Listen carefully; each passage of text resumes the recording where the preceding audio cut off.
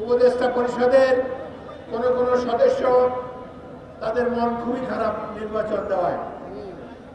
কিছুদিন আগে প্রফেসর মোহাম্মদ ইউনূস আমাদের নেতা জনাব তারেক রহমানের সাথে লন্ডনে একটি বৈঠক করেছিলেন।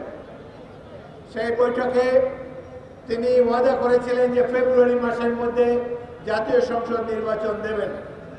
আমি এই সভামঞ্চ থেকে তাকে আন্তরিক ধন্যবাদ জানাতে চাই, তিনি তার কথা রেখেছেন। আমরা ক্ষমতায় যাওয়ার জন্য পাগল হই নাই বিএনপি। জনগণ যখনই যদি সুষ্ঠু নির্বাচন হয়, যদি আমাদেরকে দায়িত্ব দেয়, আমরা ইনশাআল্লাহ দায়িত্ব পালন করব। এই দল জিয়াউর রহমানের দল, বাংলাদেশি জাতীয়তাবাদের ধারক অনুসারী একটি রাজনৈতিক দল। আমরা জনকল্যাণের জন্য রাজনীতি করি, কিন্তু দেখা যাচ্ছে দুই একটি দল যাদের জনসমর্থন নাই, এদের মধ্যে কেউ কেউ 1971 মুক্তিযুদ্ধের বিরোধিতা করেছিল। তারা জানে জনগণ তাদেরকে ভোট দেবে না, সেই জন্য তাদের মন খুবই খারাপ। নির্বাচন না হলেই ভালো ছিল।